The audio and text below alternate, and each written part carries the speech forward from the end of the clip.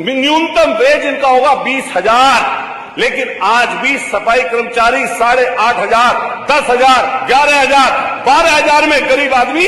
नौकरी करने के लिए मजबूर है। ये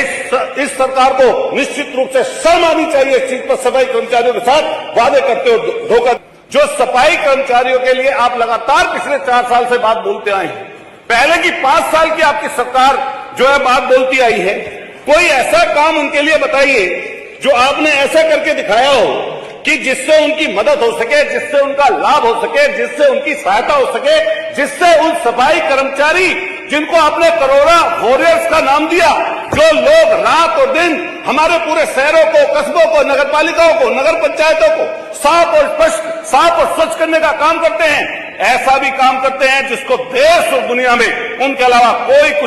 कोई नहीं कर सकता। मल तक को उठाने का इंसान के वो काम करते हैं। आप अभी सफाई कर्मचारियों की बात मेरी और माननीय मंत्री जी की हमेशा होती है, हम और आप हमेशा उनकी चर्चा करते हैं, हमेशा बात करते हैं, लेकिन आप हमें बता दीजिए जो सफाई कर्मचारियों के लिए आप लगातार पिछले 4 साल से बात बोलते आए हैं, पहले की 5 साल की आपकी सरकार जो है बात बोलती आई है,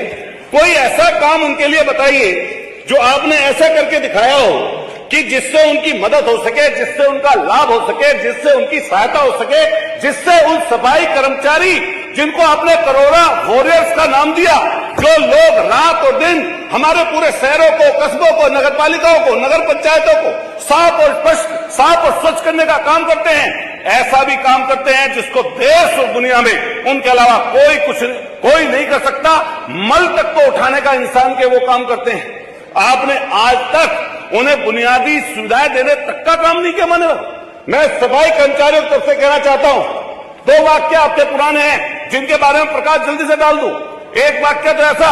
जो हमने इस कुंभ से पहले अर्धकुंभ में देखा, उसमें माननीय प्रधानमंत्री जी ने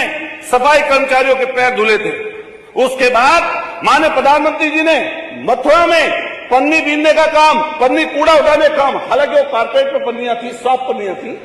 उनको उठाने का काम किया। आपने खुद एक बात कही कि जब हमारे भगवान श्री राम जी का राम मंदिर का निर्माण हो रहा था तो मैंने अलग अलग शहरों से 500 सफाई कर्मचारियों के जी के काम पे लगाया, लेकिन आपको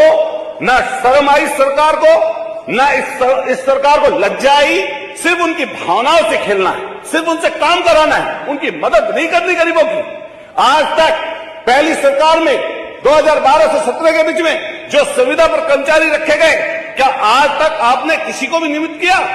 45,000 से ज्यादा पद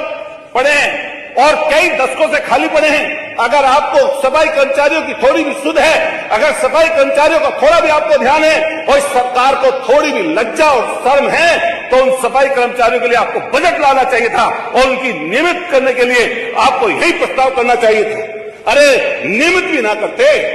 नई वैकेंसी भी ना निकालते, कम से कम संविदा वालों को परमानेंट कर देते, और जो संविदा वालों को परमानेंट भी ना करते तो आउटसोर्सिंग वालों के कुछ तो पैसे बढ़ा देते। मैंने पिछले 1 साल पहले अखबारों की सुर्खियां बनते देखा, माननीय मुख्यमंत्री जी ने कहा कि 47 से ज्यादा सुविधाएं, 43 विशिष्ट सेवाएं जिनमें जूनियर हाई स्कूल लोगों को रखा जाएगा, न्यूनतम वेज इनका होगा 20,000, लेकिन आज भी सफाई कर्मचारी 8,500, 10,000, 11,000, 12,000 में गरीब आदमी नौकरी करने के लिए मजबूर है। ये इस सरकार को निश्चित रूप से शर्म आनी चाहिए इस चीज पर सफाई कर्मचारियों के साथ वादे करते हो